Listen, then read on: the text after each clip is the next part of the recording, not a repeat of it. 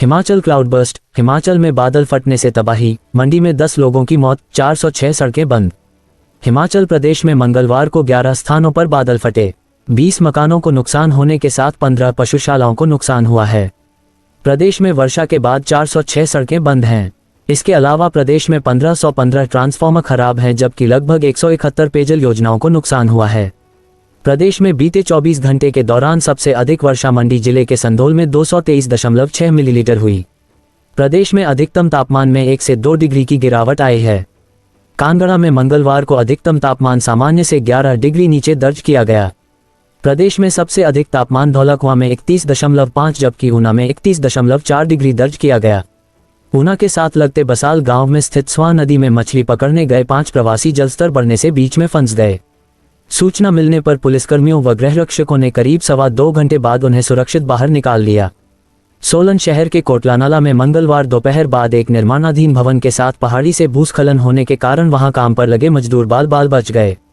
पानी में बहने से 10 लोगों की मौत हो गई, जबकि 30 लोग लापता हैं। गोहर उपमंडल में 5, सराज में 4 व करसोग में 1 व्यक्ति की मौत हुई है। ग्रामीणों व प्रशासन ने 132 लोगों बचाया है। गोहर उपमंडल के स्यांज क्षेत्र में ज्यूनी खड्ड में आए सैलाब में 2 घर समा गए। इससे झाबे राम व पदम देव समेत उनके परिवार के 9 सदस्य बह गए।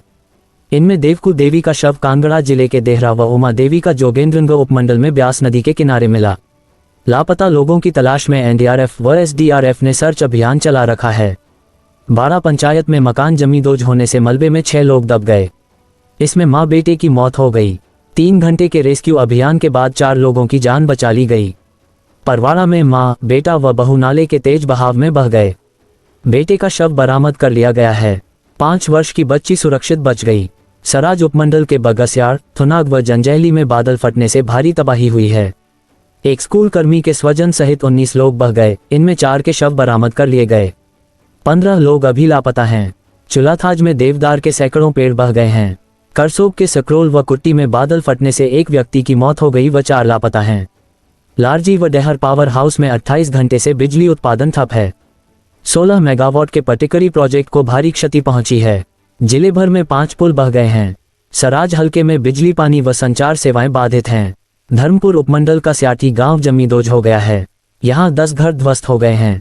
बढ़ते हैं आगे की खबर में। बचाओ, कोई तो बचा लो। मंडी में बाढ़ में बस गए 2 परिवारों के 9 लोग, मची चीख पुकार।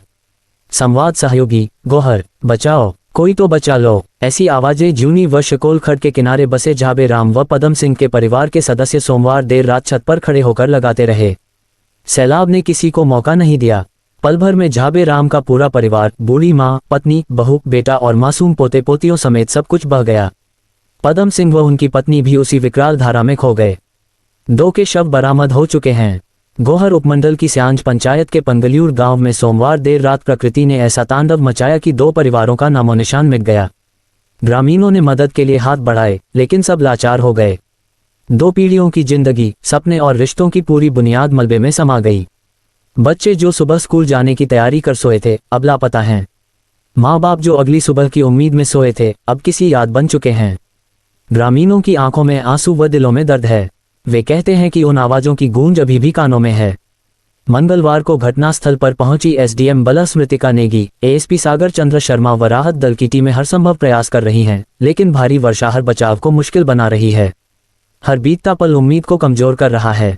ये वही गांव है जहां 2022 की आपदा में भी एक परिवार ने भूस्खलन में 7 लोगों को खोया था। नाचन के विधायक विनोद कुमार व सहकारी बैंक के निदेशक लाल सिंह कौशल ने कहा कि सरकार से पीड़ित परिवारों को हर संभव सहायता दिलाने की मांग की गई है। ये लोग पानी में बहे। 75 वर्षीय पदम सिंह पुत्र देवी सिंह व उनकी पत्नी 70 वर्षीय देवकू देवी गांव बागा, 50 वर्षीय झाबे राम पुत्र गोकुल चंद, 47 वर्षीय पार्वती देवी पत्नी झाबे राम, 70 वर्षीय सुरमी देवी पत्नी स्वर्गीय गोकुल चंद, 29 वर्षीय इंद्रदेव पुत्र झाबे राम, 27 वर्षीय उमावती पत्नी इंद्रदेव, 9 वर्षीय कनिका पुत्री इंद्रदेव व 7 वर्षीय गौतम पुत्र इंद्रदेव। देवकू देवी व उमावती के शव बरामद हुए हैं। बढ़ते हैं आगे की खबर में। वाराणसी न्यूज। मासूम की जान लेने के बाद भी सीना ताने खड़ा रहा, मौत का गड्ढा, किसकी है जिम्मेदारी। संवाद सहयोगी जागरण। वाराणसी। 6 घंटे से ज्यादा चला बवाल। जाम में सैकड़ों लोग फंसे रहे। जरूरी कार्य छोड़कर लोग आंदोलन में अपना पूरा दिन खपा दिए, लेकिन मुआवजे को छोड़ दे तो समस्या का कोई समाधान नहीं निकल सका। इसलिए कि बच्चे की जान लेने वाला मौत का गड्ढा सीना ताने खड़ा रहा। घटना की खबर पर पहुंचे विधायक ने जरूर कहा कि गड्ढा पटवाए, लेकिन शायद उनकी बातें किसी के कानों तक नहीं पहुंची। मुआवजे का मरहम लगते ही पीड़ित परिवार के लोग हटे तो धीरे धीरे भीड़ छंटी, फिर सरकारी मशीनरी के लोग खिसक लिए। ऐसे में वहां मौजूद लोग खुद को ठगा सा महसूस कर रहे थे कि निर्दोष बच्चे की मौत के दोषियों का क्या सजा मिली।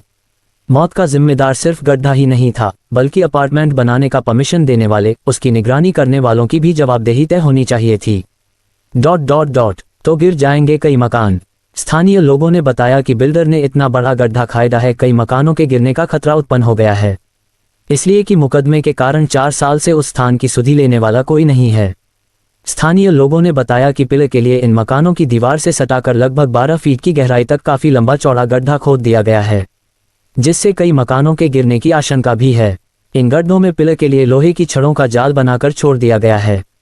पिछले साल 2 गायें व 1 बकरी डूबकर मर चुकी हैं। इसी वर्ष 2 बच्चों को इस गड्ढे में डूबने से बचाया गया था। जनता की शिकायत पर विधायक सौरभ श्रीवास्तव ने बिल्डर से गड्ढे को पाटने के लिए भी कहा, लेकिन बिल्डर ने हामी भरने के बावजूद ऐसा नहीं किया। आंख बंद किए रहा। मानकों के पालन के लिए जिम्मेदार VDA। छोटे से छोटे निर्माण पर सख्त दिखने वाला वाराणसी विकास प्राधिकरण निर्माण में मानक की अनदेखी पर आंख बंद किए रहा। घटना के बाद भी VDA कोई अधिकारी या कर्मचारी मौके पर नहीं दिखा। YLS न्यूज को सब्सक्राइब करें। बढ़ते हैं आगे की खबर में। 5 वर्षीय बड़ी महिला के साथ भाग गया था नाबालिग युवक, हाईकोर्ट ने परिजनों के पास वापस लौटाया। राज्य ब्यूरो, चंडीगढ़। पंजाब एवं हरियाणा हाईकोर्ट ने एक बार फिर यह सिद्ध किया है कि न्यायालय केवल कानून की कठोरता नहीं दिखाता, बल्कि सामाजिक जिम्मेदारी निभाते हुए टूटते परिवारों को जोड़ने का प्रयास भी करता है। हाल ही में कोर्ट ने एक 17 वर्षीय नाबालिग युवक को उसकी इच्छाओं का सम्मान करते हुए मार्गदर्शन किया और उसे माता पिता के पास वापस भेज दिया। यह मामला अमृतसर का है, जहां एक 17 वर्षीय युवक अपनी से 5 साल बड़ी 22 वर्षीय महिला के साथ घर से भाग गया था और दोनों लिव इन रिलेशनशिप में रह रहे थे। दोनों परिवार इस रिश्ते के खिलाफ थे। युवक युवती ने पंजाब एवं हरियाणा हाईकोर्ट में सुरक्षा की मांग करते हुए याचिका दाखिल की है। सुनवाई के दौरान कोर्ट ने संवेदनशीलता से दोनों पक्षों को समझाया। अदालत ने युवक को बताया कि वह नाबालिग है और इस प्रकार के संबंधों का कोई वैधानिक भविष्य नहीं है। अदालत ने कहा कि जब वह बालिग हो जाएगा तब अपने जीवन के फैसले स्वयं ले सकता है। फिलहाल उसे अपने माता पिता के पास लौट जाना चाहिए। हाईकोर्ट ने युवक के माता पिता को भी समझाया कि वे अपने बेटे पर अनावश्यक दबाव न डालें। इस पर माता पिता ने हलफनामा देकर आश्वासन दिया कि वे बेटे पर किसी प्रकार का दबाव नहीं बनाएंगे। युवती को भी समझाया गया और उसे उसकी बहन के साथ घर भेज दिया गया। इस प्रकार दोनों पक्षों की सहमति से मामला सुलझ गया और युवक अपने माता पिता के साथ घर लौट गया। हाईकोर्ट का दृष्टिकोण न केवल कानूनी रूप से संतुलित रहा, बल्कि सामाजिक दृष्टिकोण से भी अत्यंत सराहनीय था। अदालत ने यह संदेश दिया कि कानून का कार्य केवल सजा देना नहीं है, बल्कि सामाजिक संतुलन और परिवारों के ताने बाने को संरक्षित रखना भी न्याय व्यवस्था की अहम जिम्मेदारी है। बढ़ते हैं आगे की खबर में। MP crime. अस्पताल में घुसकर 10 मिनट तक युवती का काटता रहा गला, वीडियो बनाते रहे लोग। JNN, नरसिंहपुर। मध्य प्रदेश के नरसिंहपुर जिला अस्पताल में सरेआम 27 जून की दोपहर नर्सिंग छात्रा की निर्ममतापूर्वक हत्या का वीडियो मंगलवार को सामने आया। वीडियो में दिख रहा है कि आरोपित 22 वर्षीय अभिषेक कोष्ठी चाकू लेकर अस्पताल परिसर में पहुंचा और वहां बैठी 18 वर्षीय नर्सिंग छात्रा संध्या चौधरी को पीटने लगा। जमीन पर गिराकर चाकू से रेता गला। देखते ही देखते उसने युवती को जमीन पर गिराकर उसके गले को चाकू से रेतना शुरू कर दिया। आरोपित लगभग 10 मिनट तक सरेआम वारदात को अंजाम देता रहा और अस्पताल में मौजूद लोग व डॉक्टर मुंह बने देखते रहे। इस दौरान लोग वीडियो भी बनाते रहे। युवती वारदात के समय फर्श पर पड़ी तड़पती रही, पर उसे किसी ने नहीं बचाया। बहुप्रसारित वीडियो में आरोपित युवक स्वयं के गले पर भी वार करता दिख रहा है। आरोपित नर्सिंग छात्रा से एक तरफा प्रेम करता था। पुलिस के अनुसार आरोपित नर्सिंग छात्रा से एक तरफा प्रेम करता था। युवती उससे संपर्क नहीं रखना चाहती थी। इसी गुस्से में उसने वारदात को अंजाम दिया। आरोपित घटना के बाद अस्पताल परिसर से भाग निकला और लोग सिर्फ वीडियो बनाते रहे या देखते रहे। पुलिस ने आरोपी गिरफ्तार कर लिया। घटना के कुछ देर बाद ही पुलिस ने उसे गिरफ्तार कर लिया। पूछताछ में आरोपित ने कहा कि उसे इसका शक था कि उनके बीच किसी अन्य की एंट्री होने से ही संध्या ने उससे बातचीत बंद की है। उसने ये भी कहा कि उसने अपने संबंध के बारे में संध्या के माता पिता को भी बता रखा था। मामले की अभी जांच की जा रही है। हालांकि संध्या के स्वजन का कहना है कि उन्हें ऐसी कोई जानकारी नहीं थी। पुलिस का कहना है कि शुरुआती पड़ताल में हत्या का कारण प्रेम प्रसंग ही सामने आ रहा है। मामले की अभी जांच की जा रही है।